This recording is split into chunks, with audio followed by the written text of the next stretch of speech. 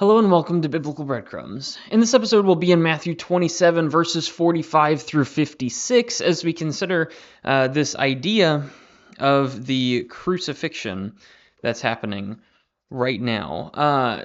We've been spending a few weeks now in Matthew 27 talking about Judas, talking about Pilate, talking about the abuse of Jesus, how he's mocked by everyone and ridiculed by every group, whether it be the Jews, whether it be the Roman leadership or the Roman soldiers themselves, whether it be Jesus's companions when he's on the cross, the two criminals that are next to him as he is hanging there and dying. Jesus is ridiculed by everyone. Well, now in verses 45 through 56, I want you to see another thing that happens. And it's interesting the way Matthew frames this as Jesus being forsaken by all sorts of different individuals and people in general. Jesus is forsaken. That's kind of the theme of Matthew 27, verses 45 through 56. 45 through 56. Yeah, let's read those verses. Matthew 27, starting in verse 45. From noon until 3 in the afternoon, darkness came over the whole land. About 3 in the afternoon, Jesus cried out with a loud voice, Eli, Eli, lema sabachthani? That is, my God, why have you abandoned me? When some of those standing there heard this, they said, he's calling for Elijah. Immediately one of them ran and got a sponge, filled it with sour wine, put it on a stick, and offered him a drink. But the rest said, let's see if Elijah comes to save him. But Jesus cried out again with a loud voice and gave up his spirit. Suddenly the curtain of the sanctuary was torn in two from top to bottom. The earth quaked and the rocks were split. The tombs were also opened, and many bodies of the saints who had fallen asleep were raised. And they came out of the tombs after his resurrection, entered the holy city, and appeared to many. When the centurion and those with him, who were keeping watch over Jesus, saw the earthquake and the things that had happened, they were terrified and said, truly this man was the Son of God. Many women who had followed Jesus from Galilee and looked after him were there, watching from a distance. Among them were Mary Magdalene, Mary the mother of James and Joseph, and the mother of Zebedee's sons.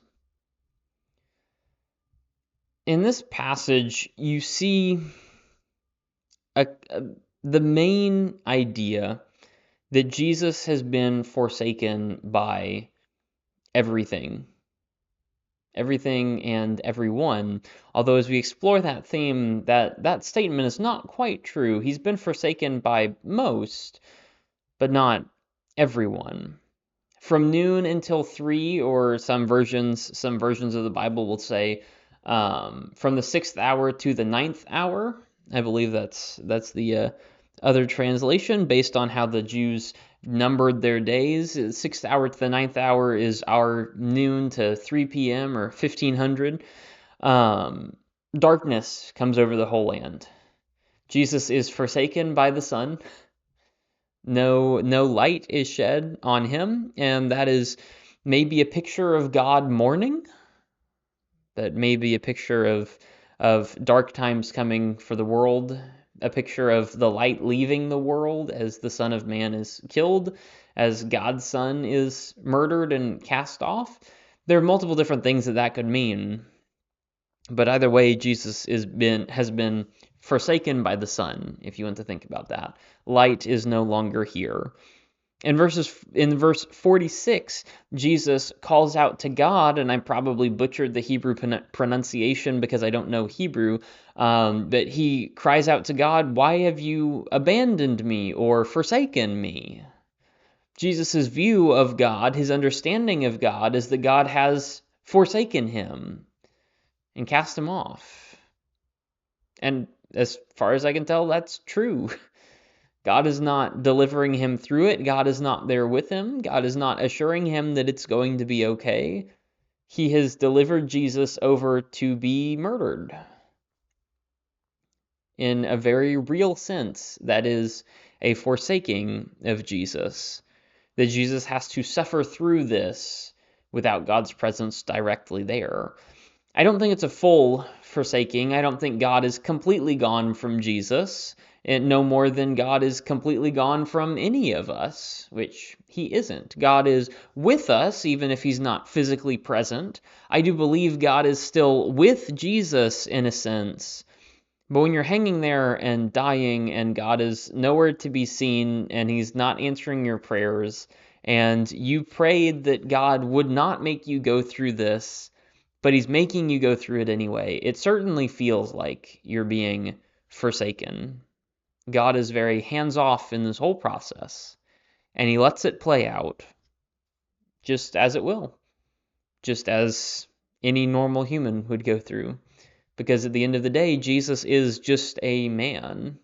Yes, he is also fully God, not denying that, but he's also fully human. And he has to suffer like a human suffers and die like a human dies so that he could take the place of other humans and take the punishment for them. God, why have you forsaken me? Because he has. And it's all come down to this moment that God has let Jesus die.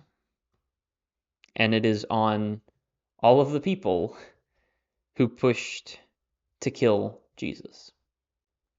Verses 47 through 49, you see him rejected by all who are standing nearby. One of those who's standing there says, oh, he's calling for Elijah, whatever that means. In verse 48, you have one of them who maybe this is an act of mercy, getting some wine, offering him a drink. Maybe that's a painkiller or something. That's a suggestion I've seen thrown around sometimes. At the end of the day, I don't actually know what he was doing. Getting him sour wine, maybe that's good. Maybe that's just more cruelty. I think it's tending to be that's good.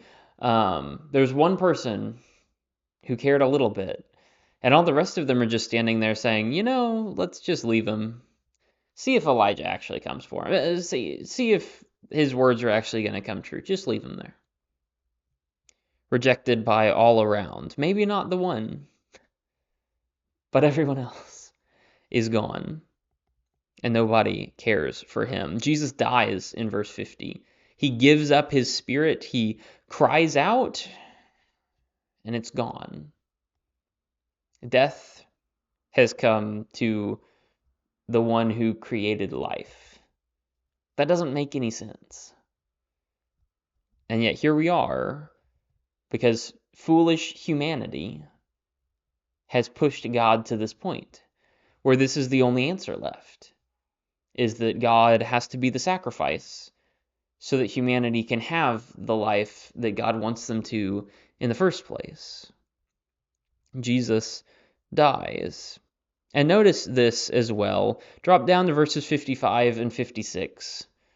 This is perhaps the greatest condemnation of all, because the thieves who are on the cross, you can understand why they would not care about Jesus dying. They're dying too. The Roman soldiers who are executing another criminal, they don't know who Jesus is. You can understand why they wouldn't care that Jesus was dying. It's just a normal part of the day. The people who want Jesus to die, you can understand why they've forsaken him, why they're making fun of him and mocking him and tearing him down. You can understand this. But in verses 55 and 56, these are Jesus' followers and his helpers and those who have provided for him, the mothers of some of his, what are they called? The disciples, some of his best friends, or definitely his best friends, the mothers of his friends and the people who have followed him are standing a ways off, watching from a distance. That's verse 55. They're standing back and they're just watching all of this happen. Where are they? Do they think they're going to be let off the hook just because, Jesus is dying here? Why are they not near the cross trying to encourage him? Why were they not at the trial trying to help him out? Why did Peter abandon him? Why did all the disciples run? Why are all of them watching? Sure, they're watching, but they're watching from a distance. And by the way, when I say all of them, the mothers of the disciples aren't there. None of them are standing there. I know that I believe it's John who records John standing there. But none of them are there, and even the ones who are around are not doing anything. Jesus is forsaken by all his disciples, by all his followers, by all his helpers, by all of everyone who ever cared about him in this life. He's been forsaken by them. He's been forsaken by his enemies, of course. He's been forsaken by God himself. And here we are in this horrible situation. But that's not the whole story. There are some who did not, in fact, forsake Jesus. You want to know who that is? Look at verse 54. Who didn't forsake Jesus? Jesus' friends aren't there. Jesus' Father, God himself, isn't there, right? He is there in a sense, but he's not like really there. He's not doing things to change, to take Jesus out of the situation. He's offering no help. So he's not there. Who is there? And these guys don't offer any help, but all of the pagans who are there and watching this, the Romans who are there, they see this and they say, wow, this man was the son of God or a son of the gods, right? They had this polytheistic mindset and viewpoint. This guy is a demigod, at least. He's related to deity in some way. The people who aren't forsaking him are the horrible pagans who have put him to death because they were told to, while the faithful Israelites and the faithful followers of Jesus have all walked away. The pagans are the ones who realize who Jesus is and what he's doing. And even though Jesus is dead at this point, which, by the way, Jesus' friends and family, they didn't even come up until Jesus was dead and gone. Like, we had no mention of them in this story until verse 56 when he died in verse 50. They're so irrelevant to what's happening. They're sidelined and pushed off because they're just watching from a distance. These guys aren't. And the centurion and his friends, those who are with him, I assume other Romans, are impressed by who Jesus is. They are the ones who have not forsaken Jesus. Out of everyone, the pagans did not entirely forsake him. This might be pushing it a little bit far, but look at verses 52 and 53. Who else didn't forsake Jesus? The faithful people, the faithful ones, the ones who they've already passed on, and yet Jesus' death brings them to life. And they're there, and they're coming out of their graves somehow. They enter the Jerusalem. They appear to a lot of people, and people see that, say, how are you back from the dead? I don't know if they knew. And yet the faithful ones who were dead are brought back to life, even though Jesus' own friends abandoned him.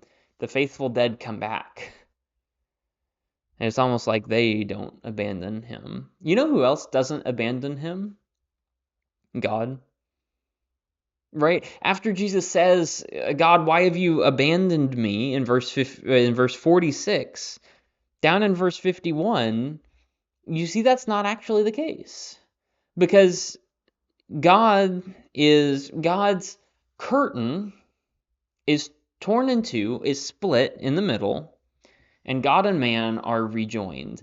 In the temple, there's God's room at the very back, the most holy place.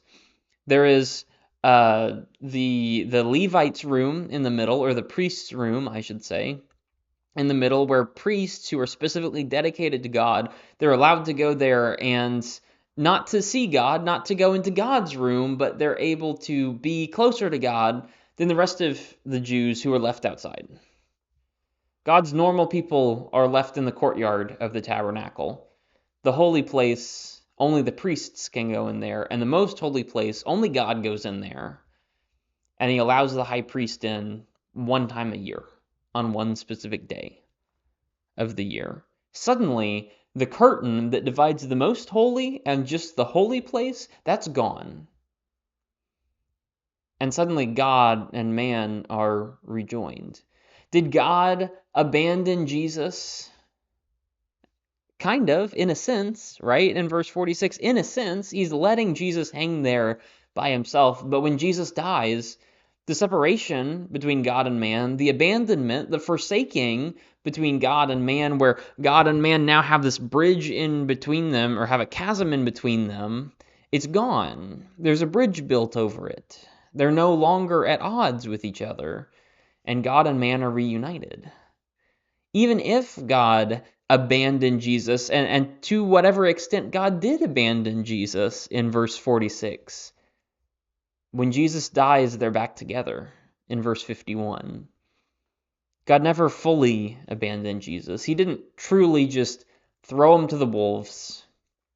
He was always there, always helping a little bit. And even though Jesus has to go through this terrible trial, God is still there to make sure that he comes home in the end.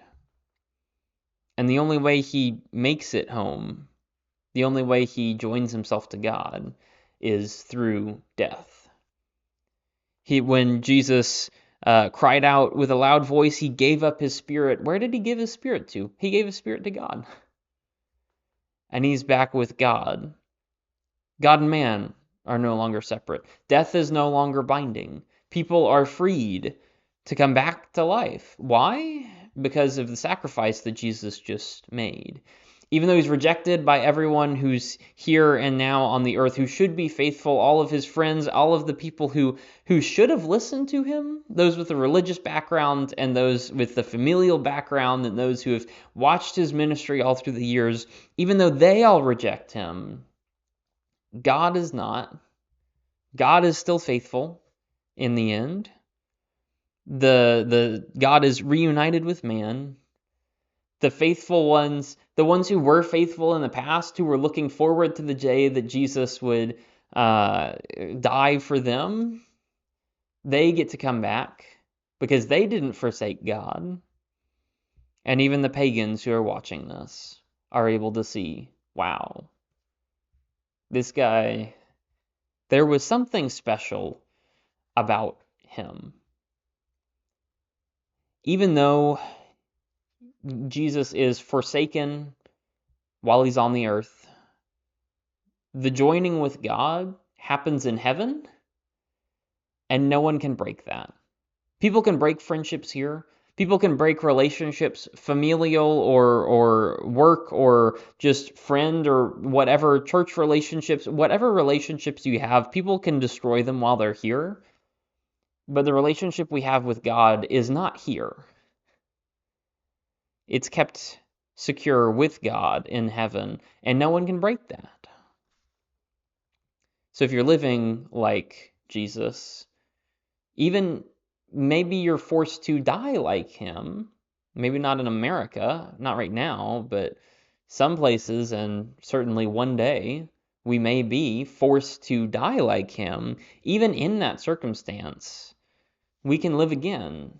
We still have a relationship with God. Why? Because the relationship is not something on earth that will break down and be destroyed. Don't lay up for yourselves treasures on earth where moth and rust destroy, where thieves break in and steal. Lay up for yourselves treasures in heaven, a relationship with God, where moth and rust can't get at it, where thieves can't steal it away.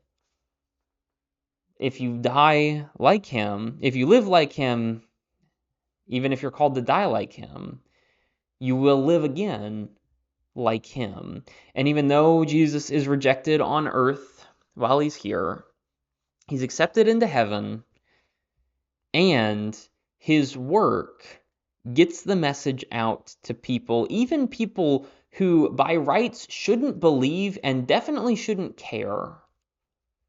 Those people are the ones who listen to him. His friends and family ignore him. God is not present. He is not actively answering the prayers of Jesus, at least not in the way Jesus would prefer. But the pagans who are watching him are impressed by who he is and by how faithful he is. I don't know how many of them came to Christ, how many of them had this lasting impression of who he was, how many of them changed their lives to be like him, I don't know. I would expect not many. But it's curious, isn't it, that the first Gentile convert is a Roman centurion who in Acts 10, I don't know if he was involved with Jesus' death or not, but the one at the cross who is faithful is a Roman centurion. And the first Gentile who's joined to Christianity is also a man, a Roman centurion in the same space, in the same position as this one here. I doubt they're the same person, but it's certainly supposed to remind us of that. The faithful are not who you would expect. But even though you're forsaken by even all of humanity forsakes you, let's say that happens. Even if that happens, you're still safe with God. And that's all that matters. Jesus has died. His spirit has passed on. And all that's left of him is a memory of his teaching and a bunch of people who are disappointed in the promises that he's made but didn't live long enough to deliver. That's their view as they watch him die, they watch the breath leave his body, and they know that their hope is dead now. And there's no moving forward. So we have to figure out a burial, put him in the ground, and I guess that's all there is to it as we look forward to the end of Matthew 27 and moving forward into chapter 28. There's a lot that's going on here, and I don't know how best to address it. I feel like people who are listening to this are likely, if you're listening to this, it's because you've been listening the whole way. And if you've been listening the whole way, it's probably because you know the story already. So I don't need to tell you the story already. But looking at the themes and the basic ideas behind it, maybe that would communicate enough of the story to a newcomer, as well as being beneficial for those of us who have read this story a few times over and over and over again. I'm not sure, but for what it's worth, that's my approach here, and hopefully it gives you something helpful to think about or to chew on as you go throughout this next week. Thanks for listening. Hope you enjoyed. God bless, and I'll see you on the next episode of Biblical Breadcrumbs.